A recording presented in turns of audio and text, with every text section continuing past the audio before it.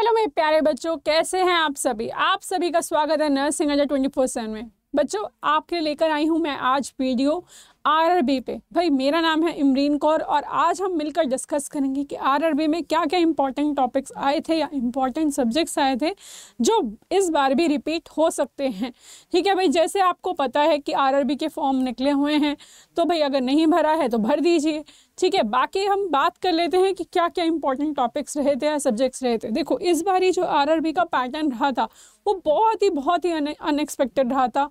बहुत ही ज़्यादा रिसर्च के क्वेश्चंस आ गए थे, बहुत ही ज़्यादा एडमिनिस्ट्रेशन के क्वेश्चंस आए थे, कम्युनिटी के क्वेश्चन आए थे। जबकि सबको उम्मीद होती है कि फंडामेंटल ऑफ नर्सिंग बहुत वाइड है और बहुत ज़्यादा क्वेश्चंस हर बार इसमें से पूछे जाते हैं, लेकिन इस बार आरआरबी ने कुछ और ही सोच के रखा था। तो इस बार उन्होंने एमएसएन से तो क्वेश्चन दिए, लेकिन एफओएन से बहुत ही रेयर क्वेश्चन दिए थे। तो भाई क्या क्या टॉपिक्स ऐसे थे जो बार बार रिपीट करे गए थे इसमें। देखो, आपको अब क्या क्या पक्का करके जाना है। एक तो भाई आपको अपनी रिसर्च को पक्का कर लो भाई। ठीक है, बिल्कुल रिसर्च को पक्का कर लो कि क्योंकि रिसर्च में से काफ़ी क्वेश्चन आए थे। ठीक है, विद एग्जांपल उसको समझो कि कैसे क्या पूछा जाता है, इसके टाइप्स क्या क्या होते हैं, इसमें जो प्रॉब्लम सॉल्विंग होती है, आपकी स्टेटमेंट कैसे बनाई जाती है, इनमें से क्वेश्चंस बहुत बार आ जाते हैं। स्पेशली टाइप्स में तो बहुत बार क्वेश्चन आते हैं, क्वालिटेटिव और क्वान्टिटेटिव में से तो बहुत बार क्वेश्चन आते हैं, उसके फर्दर सब टाइप्स में से भी बहुत बार क्वेश्चन आते हैं। तो रिसर्च को बहुत अच्छा कर लीजिए भाई। ठीक है, देखो ये ऐसे सब्जेक्ट्स होते हैं जिनको हम बहुत बारी एडमिनिस्ट्रेशन हम इग्नोर कर देते हैं। ठीक है, हम सोचते हैं यार इनमें से कितने ही क्वेश्चन आएंगे, 2-3, इससे ज़्यादा क्वेश्चन क्या ही आएंगे, तो ये सब्जेक्ट अगर हम छोड़ भी दें तो बहुत मायने नहीं रखता। लेकिन आरआरबी ने इस बार इन्हीं को उठाया और इन्हीं पे फोकस कर दिया। ठीक है, तो रिसर्च और एडमिनिस्ट्रेशन में से काफ़ी क्वेश्चन आए थे, तो इस बारी भी आपको इनको पक्का करके जाना है, ताकि अगर दोबारा इसमें से क्वेश्चन आए तो आप इजीली उसको क्रैक कर सकें। ठीक है, उन्होंने बेसिक एनाटॉमी बहुत पूछी थी भाई। ठीक है, बेसिक एनाटॉमी बहुत पूछी थी, जैसे उन्होंने सेल्स के अंदर लेयर्स का बहुत पूछा हुआ था, टिश्यूज पूछे हुए थे। ठीक है, लेयर्स पूछी हुई थी, लेयर्स पूछी हुई थी सिस्टम की। तो उन्होंने ये चीज़ें बहुत पूछी थी जो जनरली क्या होता है बच्चे इग्नोर कर देते हैं। जनरली हम क्या करते हैं कि यार टिश्यूज़ और सेल्स तो हमने ठीक है पढ़े हैं, हमें सब पता है कि एपिथेलियल क्या है, ठीक है, कनेक्टिव टिश्यू क्या है, हमें सब पता है। लेकिन हम बहुत बारी किस में क्या कौन से टिश्यूज़ पाए जाते हैं इसको इग्नोर कर देते हैं, या कौन से टिश्यू से कौन सा ऑर्गन बनता है हम इसको इग्नोर कर देते हैं। ठीक है, तो इन्होंने इस पे भी बहुत फोकस किया था।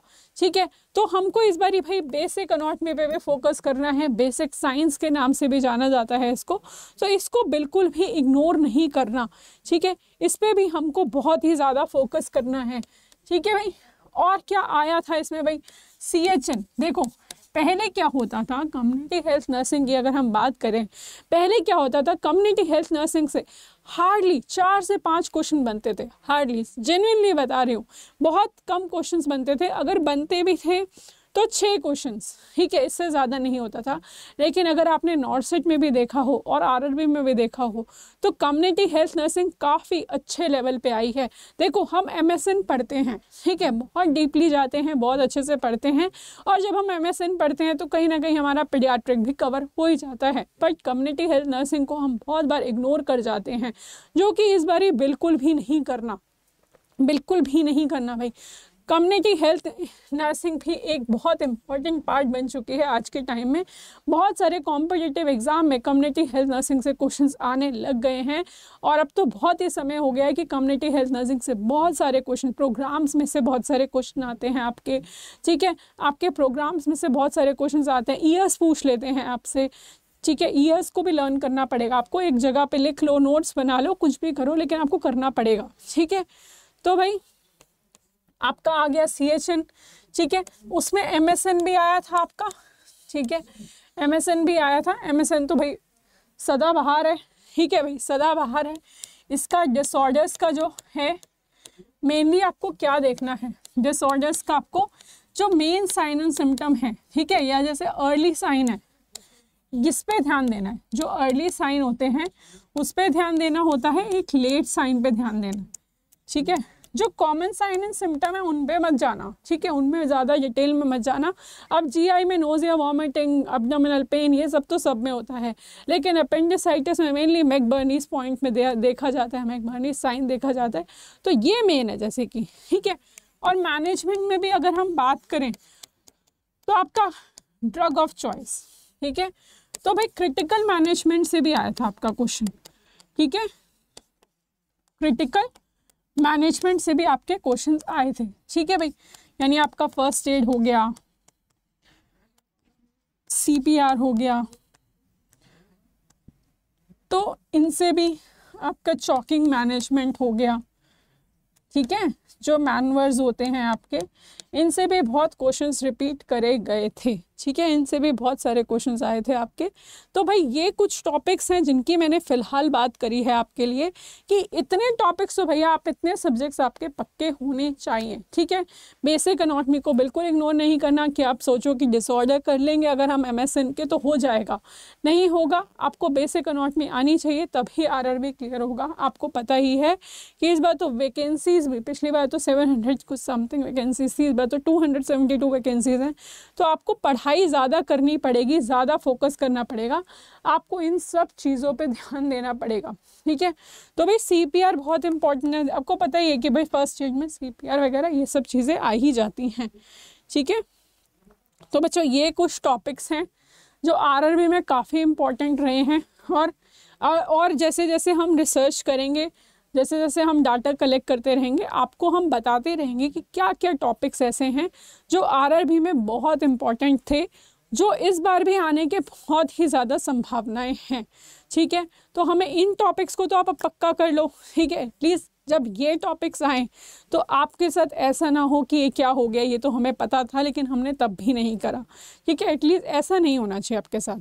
तो बच्चों इन टॉपिक्स को अच्छे से कर लो, और अगर आपको ऐसा लग रहा है कि भाई आपको नहीं समझ आ रहा है कि प्रिपरेशन कहाँ से करनी है, कैसे करनी है, क्या करना है, तो नर्सिंग अड्डा 24/7 आपके लिए लेकर आया है भाई। देख लो RRB का बैच, ठीक है, जिसमें से देखो बहुत सारे हमारे सिलेक्शंस भी हुए हैं इस बार RRB में, ठीक है। तो ये नर्सिंग सेक्शन में जाओगे आप, RRB नर्सिंग सुपरिटेंडेंट में जाओगे, ठीक है। तो ये आपका भाई वंदे भारत बैच है, ये 1.0, ये न्यू बैच आया है, 2099 का आपका बैच है, ठीक है। उसके बाद 14 अगस्त से आपका बैच स्टार्ट हो रहा है ये। इसमें बिल्कुल आपको expert faculties nursing non nursing दोनों कवर होगी, तो उसके लेके चिंता मत करना, ठीक है। नर्सिंग और नॉन नर्सिंग दोनों ही कवर की जाएंगी, तो उसको लेके परेशान होने की ज़रूरत नहीं है, ठीक है। दोनों ही कवर करी जाएंगी, ठीक है। तो उसको लेके परेशान नहीं होना कि ये होगा या नहीं होगा। और आपको कोई भी प्रॉब्लम आती है तो आप इस नंबर पे कॉल कर सकते हैं, 9958776247 पे कॉल कर सकते हैं, ठीक है।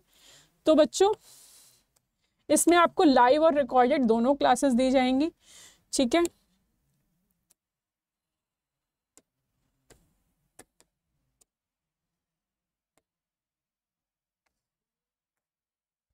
तो बच्चों आप ये बैच परचेज कर सकते हैं, वंदे भारत बैच है आपका, ठीक है। ये रहा 222099 का आपका बैच है, ठीक है। लाइव और रिकॉर्डेड दोनों बैचेस क्लासेस मिलेंगे आपको, सभी बेनिफिट्स मिलेंगे। तो जल्दी से एनरोल कर लो, ठीक है, जल्दी से एनरोल कर लो, ताकि भाई पीछे ना रह जाओ। बच्चे बहुत आगे निकल चुके हैं, बहुत लोगों ने तो फर्स्ट बैच में ही पार्टिसिपेट कर लिया है, एनरोल कर लिया है, तो आप भी कर लीजिए, ठीक है।